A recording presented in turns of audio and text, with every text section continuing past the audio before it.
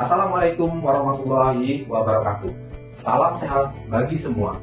Perkenalkan, nama Slamet Riyadi, SKM MPD. Saya merupakan dosen tetap di program studi terapi gigi program sarjana terapan jurusan kesehatan gigi Poltekkes Kemenkes Jambi. Dalam video ini, saya akan menunjukkan pernyataan diri dosen dalam unjuk kerja Tridharma Perguruan Tinggi pada bidang pengajaran.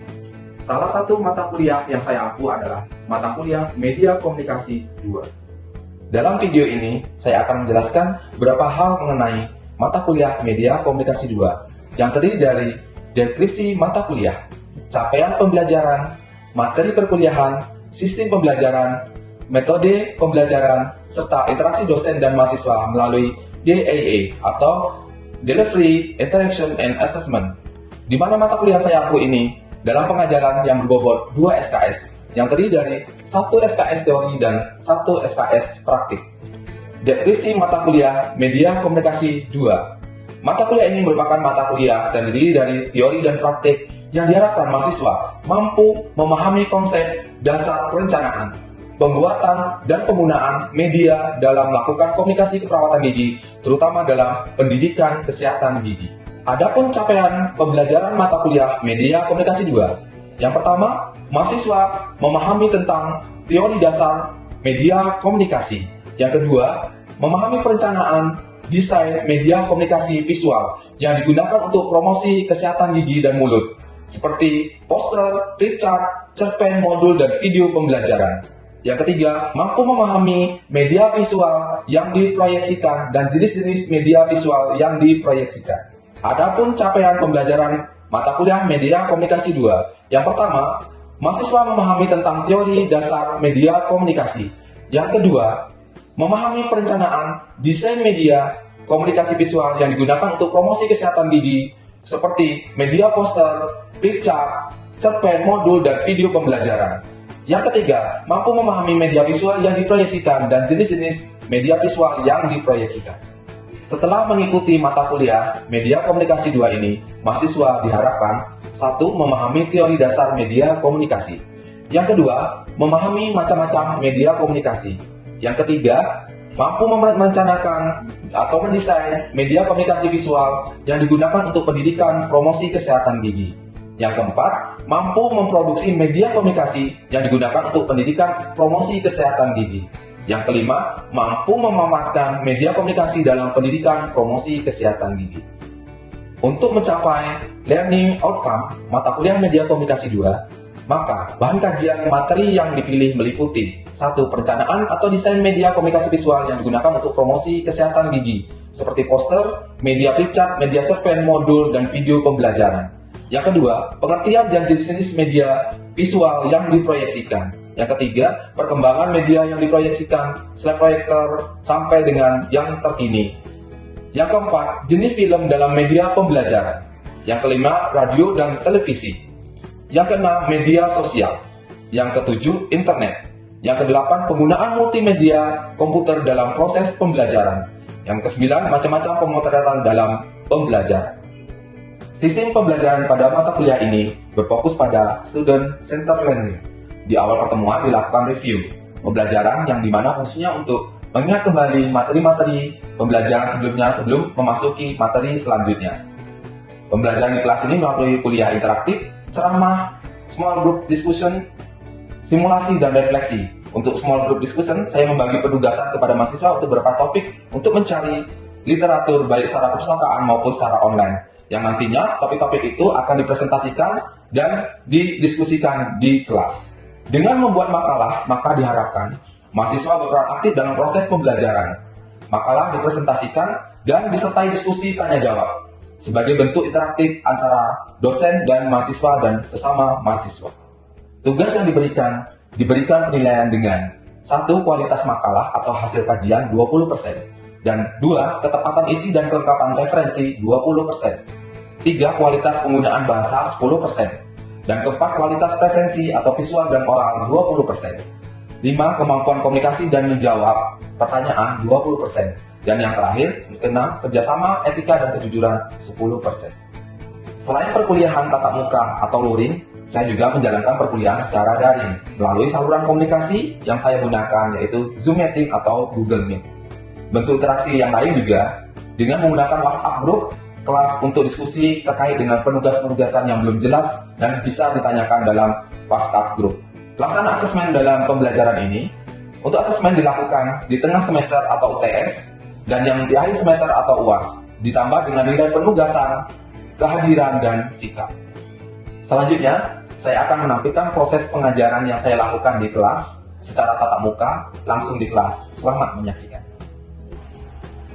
Baik, Assalamualaikum warahmatullahi wabarakatuh. Waalaikumsalam warahmatullahi wabarakatuh. Selamat pagi. Pagi.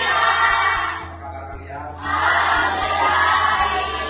Alhamdulillah sehat ya, saya juga sehat. Sehingga kita hari ini kita bisa bertemu di tatap kelas kita hari ini ya. Itu wajib kita syukuri ya. Baik, sebelum kita masuki ke materi selanjutnya, saya akan mereview materi yang minggu lalu. Apakah masih ingat apa materi yang saya berikan yang lalu ya? Baik, minggu lalu kita belajar apa? Modul.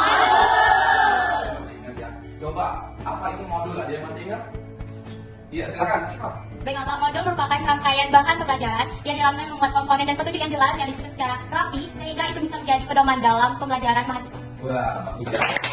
Ada lagi yang masih ingat tentang apa itu modul? Ya. Saya Pak, Ya, silakan. berdasarkan materi minggu lalu, modul adalah suatu bahan ajar yang dapat dipelajari secara mandiri oleh mahasiswa dan disajikan secara ringkas dan sistematis. Iya, bagus. Selain sekarang, modul tentunya ada kelebihan dan kekurangan. Nah, sekarang apa kelebihan dari modul? Ada yang masih ingat? Saya Pak. Oh iya, silakan Dinda.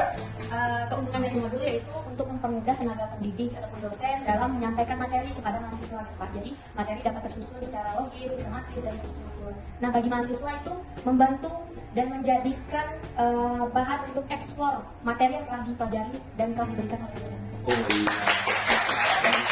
Baik, tadi keuntungan. Sekarang pasti ada kerugiannya ya, atau kekurangannya. Siapa yang tahu tuh apa kekurangannya? Saya, Pak. Oh iya, silakan Tika.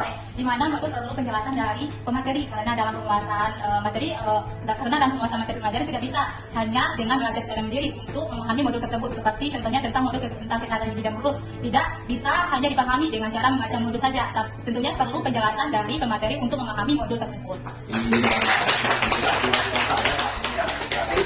Apa yang saya berikan minggu lalu itu diterima ya, nanti proses transfer ilmu dari saya itu berarti berhasil ya. Baik, bagus sekali. Nah, sekarang akan saya lanjutkan materi selanjutnya yaitu mengenai topik video pembelajaran. Nah, tapi sebelum masuk video pembelajaran, saya bertanya nih, mungkin pasti ada yang sudah tahu apa itu video pembelajaran.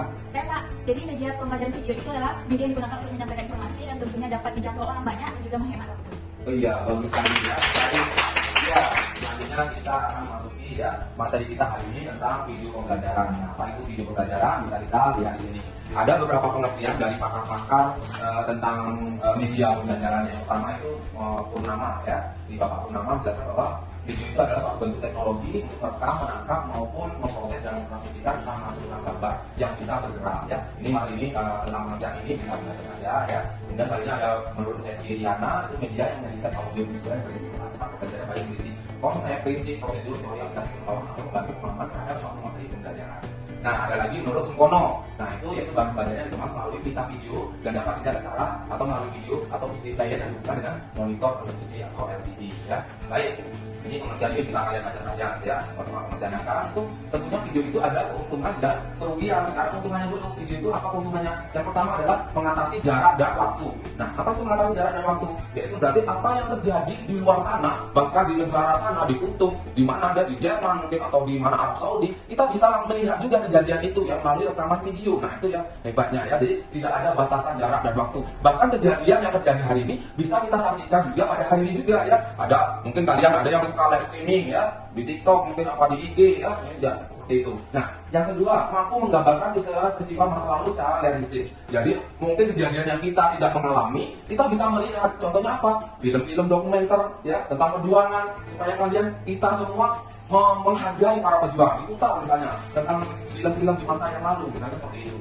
Kemudian yang ketiga dapat membawa siswa berpetualang. Ya, misalnya kita bisa berpetualang kemana? Misalnya kita jalan-jalan kemana ya? Misalnya seperti itu, bisa ke ke Paris apa namanya melalui video, karena kita ada tayangan video tentang misalnya negara-negara yang tidak bisa kita kunjungi ya, misalnya seperti itu ya. Kemudian dapat diulang-ulang pasti karena video mudah di HP ada video tersimpan, tinggal kita pencet, kita buka videonya, kita putar ulang ya, misalnya seperti itu ya. Sering kalian kan mungkin ada angkutan apa video ya diulang seperti itu. Kemudian pesan yang kelima, pesan disampaikan itu cepat dan mudah diingat. Nah, dengan video-video ini pesan yang kita sampaikan, khususnya misalnya kita akan memberi edukasi tentang kesehatan gigi, khususnya ke anak-anak SD, anak TK, anak kebutuhan khusus. Dengan menggunakan media video ini, mereka akan mudah memahami ketimbang kalian hanya ngomong saja atau ceramah saja. Kemudian yang keenam, mengembangkan imajinasi. Iya, dengan video mungkin kita berimajinasi membuat video seperti apa. Dan nanti ada di akhir program ini saya akan ada penugasan untuk praktik kalian untuk berimajinasi membuat video ya, video pembelajaran mengenai kesehatan gigi ya. Selanjutnya yang terakhir memperjelas hal yang abstrak yang memberikan penjelasan yang realistis. Jadi kalau ada yang tidak jelas ya, jadi dengan video bisa dijelaskan dengan realistik. Misalnya contoh tentang bakteri di gigi, kita secara mata saja kita tidak bisa melihat bakteri dalam gigi. Pembelahan misalnya gigi strukturnya ini seperti apa ketika dibelah, tapi dengan video kita bisa melihat ya bagaimana lapisan-lapisan gigi, bagaimana bakteri itu berkembang ya, bisa dilihat dengan media video pembelajaran ya. Saya kira itu untuk keuntungan video. Nah sekarang dari keuntungan tentunya ada kerugian. Kerugiannya apa? Membutuhkan memori yang besar, tapi jangan khawatir, sekarang memori besar itu bisa disiasati dengan disimpan di drive ya, kekinian ya. Jadi tidak lagi menyimpan di flash disk maupun di CD ya, sudah bisa menyimpan di drive. Kemampuannya sangat luar biasa ya, menyimpan di drive. Kemudian bahwa membutuhkan peralatan yang spesial ialah ya, kalau minimal kalau tidak punya handycam atau alat rekam yang bagus, minimal semuanya sudah punya HP ya, HP yang bisa merekam. HP sekarang sudah bagus-bagus sampai kalian saya lihat ya, sudah resolusinya sudah cukup tinggi ya, kekinian. Jadi dalam merekam video itu sudah bagus, jernih, suaranya juga sudah bisa didengar dengan jelas.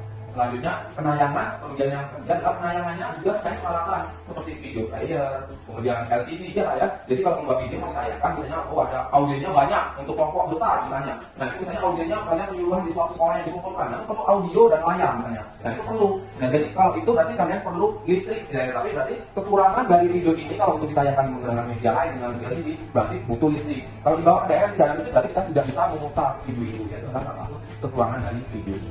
Selanjutnya tentang karakteristik media video pembelajaran. Nah, yang pertama itu ada quality of message atau kejelasan pesan ya. Jadi pesan itu bisa jelas ya dengan melihat video ya. Kemudian bisa alone atau berdiri sendiri. Jadi tanpa media yang lain, video itu bisa diputar sendiri misalnya ya di HP atau apa aja ditayangkan. Tayangan itu biasanya kalau menggunakan LCD itu misalnya untuk kelompok besar misalnya seperti itu. Kemudian ada user friendly atau bersahabat akrab dengan pemakainya. Iya, kalian saya yakin kalian sudah sering membuat video. Ya, di mana kalian membuat video? Jatuh, dan mana lagi? TikTok. Nah, kemudian gimana? Ya, kemudian kalian mungkin upload mungkin di TikTok, mungkin di IG atau sebagainya lah ya. Sudah biasa akrab dengan video. Ya, kemudian presentasi isi itu bisa dipertanggungjawabkan. Ya, isinya bisa kalian pilih ya mana yang kalian suka ya, bisa nanti bisa diedit, ditambah, dikurangi ya. Kemudian visualisasi dengan media ya. Jadi dilihat itu video itu akan lebih mudah dipahami ya oleh audiens ya, dan dengan media lain juga bisa bersinkronisasi ya. Selanjutnya menggunakan kualitas resolusi yang tinggi. Semakin resolusi tinggi ya, misalnya HP kita atau mungkin kamera yang dipakai akan menghasilkan video yang lebih bagus ya, lebih jernih, lebih terang, lebih jelas suaranya dan sebagainya ya. Detail-detail misalnya contohnya ya, yang hal-hal yang kecil bisa di zoom lebih besar, yang jauh bisa didekatkan ya kalau dengan kamera yang profesional ya. Selanjutnya dapat digunakan secara masikal baik di kelas maupun secara individual ya. Selanjutnya tentang mekanisme produksi video pembelajaran. Nah, Pak, bagaimana cara membuat langkah-langkah membuat video pembelajaran? Nah, itu harus ada langkah-langkahnya. Jangan asal membuat video, rekam terus diupload atau rekam terus jadi yang tidak seperti itu kalau membuat video pembelajaran. Kalau video rekam jadi itu biasanya video yang langsung saja di TikTok yang tidak mungkin ya sekedar untuk hiburan ya, seperti itu. Kalian tidak pergi ke tempat wisata, rekam, upload, ya misalnya seperti itu ya, jalan-jalan sama teman. Tapi kalau membuat video pembelajaran itu harus ada proses atau tahapnya. Ya, ada 3 tahap di sini. Yang pertama tahap praproduksi. Nah, yang kedua ada tahap proses produksi dan terakhir adalah ketiga adalah pasca produksi. Nah, apa saja yang dikerjakan pada saat praproduksi? Yang pertama adalah telah kurikulum. Nah, ini untuk guru atau dosen ya. Tapi kalau untuk mahasiswa biasanya cukup membuat sampel saja, satuan pembelajaran supaya tertata. Selanjutnya pemilihan materi atau informasi yang akan disajikan itu harus disesuaikan dengan audiensnya ya. Jadi materi yang dipilih itu jangan misalnya untuk anak TK, untuk anak SLB, jangan materinya yang berat, yang susah diterima oleh audiens ya. Tapi harus yang mudah dipahami dengan tingkatan pendidikan audiensnya itu ya. Paham ya? Ya, paham ya. Ingat ya. Kemudian menganalisa target sasaran dari video tutorial yang dibuat. Nah, kita harus menganalisa tadi dengan yang sudah saya jelaskan tadi. Jangan nanti kembali untuk orang tua dikasih video yang mungkin terlalu untuk anak yang tidak cocok, untuk mahasiswa tidak cocok diberikan video yang sayang untuk anak SD. Begitu sebaliknya ya. Jadi kalau untuk anak TK biasanya anak TK apa? Kartun ya. Nah makanya harus disesuaikan untuk anak TK. Kalian berarti videonya lupa kartun atau mungkin kalian dongeng dengan mobil boneka, ada mendongeng dengan ya seperti itu akan lebih menarik untuk anak TK yang mudah dipahami. Selanjutnya yang selanjutnya adalah sebelum membuat video harus ada referensinya. Materi yang akan diberikan itu apa?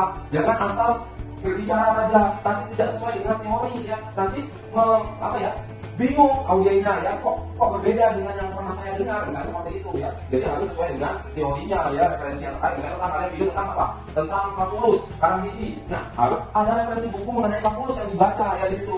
Jangan asal ngomong saja ya, atau asal berbicara saja mengenai karang gigi ya. Selanjutnya itu membuat jadwal atau schedule ya, schedule produksi ya. Jadi kalian itu harus ada penjadwalan supaya jangan langsung tiba-tiba mau rekaman, persiapan tidak ada, yang rekam siapa ya, di mana mau direkam, bisa seperti itu harus ada dulu. Makanya kalian nanti harus membuat sampel terlebih dahulu supaya terarah dalam membuat video nanti ya. Di sampel itu kan nanti ada tertera untuk siapa audiennya, berapa lama mau direkam ya, kemudian sasarannya siapa, materinya apa yang mau diberikan di situ ya. Jadi jangan asal klik rekam terus jadi ditayangkan untuk presentasi, tidak akan nanti bagus hasilnya ya. Nilai dosennya nanti nilainya kurang bagus ya kalau seperti itu. Harus ada tahapannya. Nah sekarang kita masukin tahap yang produksi ya. Nah produksi ini pembuatan video pembelajaran itu harus berurutan prosesnya. Nah makanya supaya berurutan harus apa? Harus ada konsep jadwal tadi ya. Jadwal tadi yang sampel tadi ya. Jadi harus ada planningnya ya. Dari kapan mau direkam, di mana lokasinya, siapa yang mau jadi audiennya, siapa yang merekam, kemudian materinya apa saja ya. Misalnya seperti itu, minimal seperti itu. Jadi terarah video itu saat produksi. Tidak, belum ada kabelnya, belum ada ini. Jadi ditunda lagi ya seperti itu. Jadi memang harus ada persiapan, ada plan ya. Harus matang dalam pembuatannya ya supaya hasilnya nanti baik. Nah selanjutnya pasca produksi, setelah video itu jadi mau diapain? Nah tujuannya itu apa video yang sudah dibuat tadi?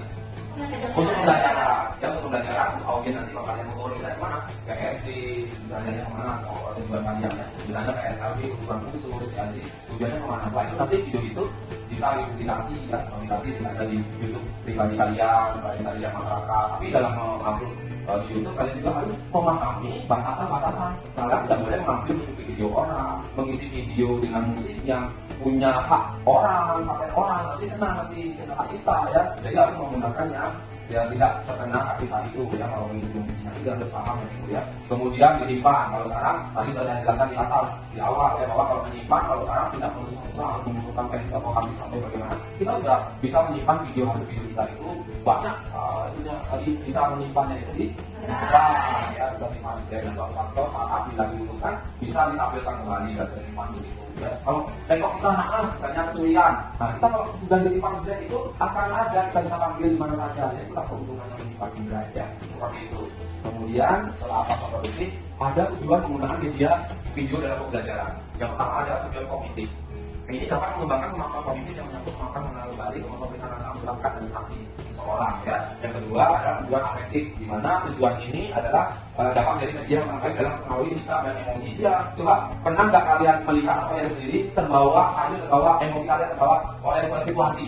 Misalnya nonton film, pernah ya? Nah, ya, ibu kadang ada yang menangis. Ya. Saya ini tidak ada sendiri dalam itu dalam saya ada saya misalnya nonton drama itu sampai ikut gerak misalnya seperti itu ya. Ada juga saya lihat nonton bola sampai ikut sedang terbawa emosi. Kan apa emosi dia terbawa oleh emosi dalam video itu ya. Kalau drama sampai menangis ya seperti itu ya. Nah itu ya. Kemudian tujuan yang ketiga adalah tujuan psikomotorik, di mana kita dapat menampilkan contoh tampilan yang menyangkut gerak. Misalnya anak SD mau pelajari tari bisa belajar dari video saja, dari video YouTube. Kalian mau belajar apa ya bisa dilihat dari YouTube, misalnya mau gerak senang misalnya seperti itu ya deh, misalnya seperti itu bisa buka ya. Misalnya mau senam saya ini rasanya kok sudah berat pada saya, buka saja YouTube, kita ikuti gerak di YouTube ya, gampang sekarang ya. Jadi tidak perlu susah-susah ya, kita buka saja di video itu ya.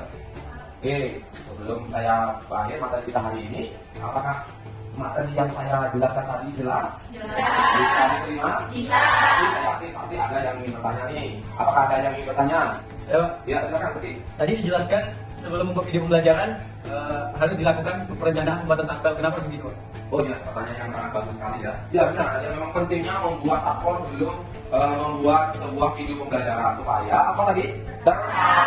Ya, tidak asal rekam ya. Jadi di situ akan tertuang satpol itu judulnya apa, videonya, ya misalnya apa tentang kesehatan gigi tentang apa, bisa tentang karang gigi atau kalkulus, bisa tentang karies, jelas. Kemudian waktunya berapa lama di situ ya. Kemudian siapa yang mau jadi audionya nanti, itu sangat penting supaya jangan salah apa yang kita buat nanti ya. Jangan untuk anak TK tapi materinya terlalu berat, misalnya seperti itu ya. Jadi makanya harus ada satpol ya. Nah, itu arah. Kemudian kapan mau direkam, berapa lama, itu akan tertuang di satpol ya. Kemudian selain membuat satpol juga, kalau membuat percakapan dialog harus membuat skenario ya. Jadi tidak asal komunikasi bercakap asal jadi harus walaupun bisa berimprovisasi dalam percakapan misalnya ya, mungkin tidak harus sama persis dengan apa yang dalam skrip atau skenario tadi ya, tapi kita bisa berimprovisasi, tapi paling tidak keluar dari realnya ya, dari penjelasannya ya. Jadi harus ada sampel itu. Jadi jelas nutrisi.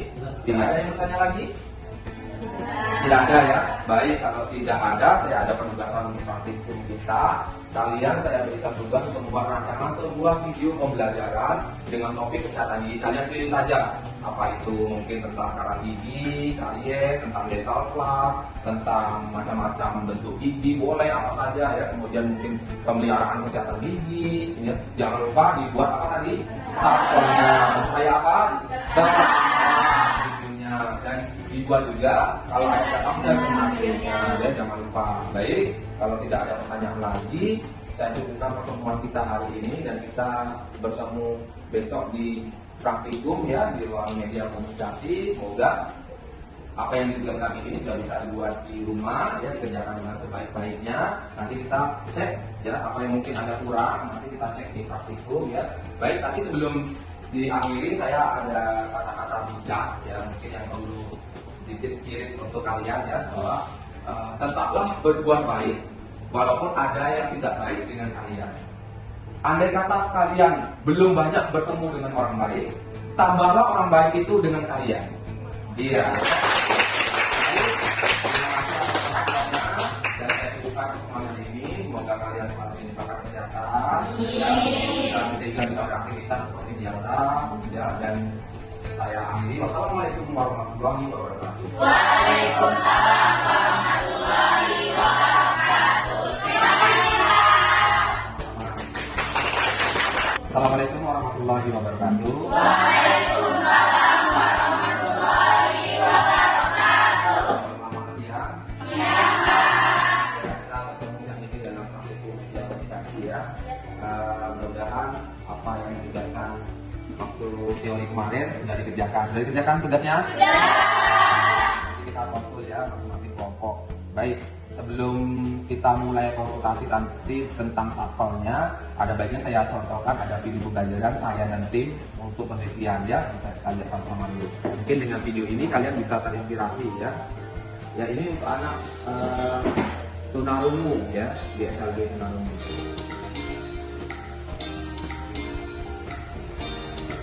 Adik-adik, yuk kita belajar bersama cara menyikat gigi yang benar.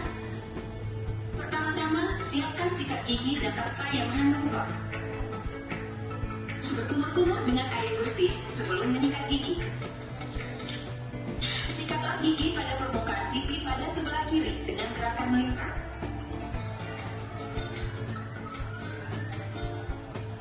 Sikatlah gigi pada permukaan gigi depan dengan gerakan melingkar.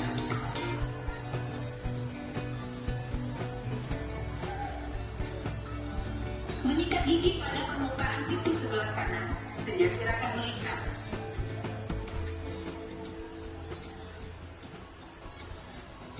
Oke, jadi di sini saya menunjukkan bukan bagaimana cara melekaskan gigi, karena kalian kan sudah tahu semua ya bagaimana cara menyikat gigi. Tapi tentang video ini karena diperuntukkan untuk anak tunarungu, jadi ada apa yang kalian lihat?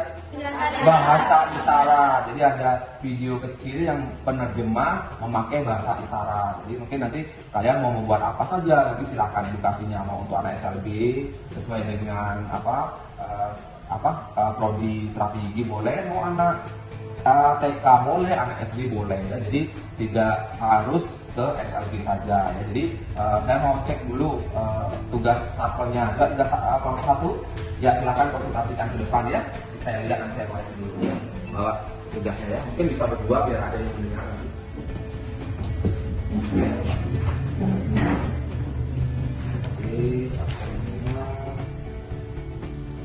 Oke, skenario-nya di sini ya. Oke, nanti ini alokasi waktunya kalau untuk anak TK jangan terlalu lama ya, paling 10 menitan saja cukup ya, misalnya seperti itu ya. Oke, kalau untuk skenario nya saya baca sebentar dulu ya. Skenario nya ini untuk anak-anak kalian tentang karies ya. Jadi cara nyampaikannya nanti karyanya dengan gigi yang bentuknya ya jangan yang menakutkan. Tapi kalau untuk anak TK itu mungkin cari nanti gambar-gambar yang lucu gimana ya, mungkin anak-anak bisa menerima itu. Skenario-nya tentang tentang dongeng ditambah dengan si Ani sakit gigi ya karena malas menggosok gigi ya bagus ya. Nanti lanjutkan pengeditan pengambilan gambar dan setelah itu nanti kita arahkan selanjutnya ya. Baik, 82 ya sama-sama. Baik, dalam membuat video ini otomatis ada aplikasi yang akan dipakai ya. Bisa menggunakan laptop, bisa menggunakan HP. Nah, saya yakin pasti kalian kan sudah pengguna Android ya, pasti sudah ada fitur atau aplikasi yang untuk membuat video. Coba ada di apa saja yang sudah punya? Ada yang punya apa lagi? Nah, sekarang oke. Berarti sekarang ini silahkan memakai apa yang sudah kalian tunjuk yang ada aplikasi di Android kalian. Ya, jadi karena kalau banyak-banyak nanti akan berat. Jadi silahkan pakai Movie Maker di laptopnya boleh, mau pakai yang boleh. Nanti mulailah skenario itu dilakukan tahap demi tahap ya. Saya mau menjalankan satu yang sudah buat nih. Mau syutingnya apa, dari mana, siapa yang berperan atau membuat animasi saja itu sudah ketahuan ya satunya masing-masing. Jadi kalian sekarang mulailah nanti dengan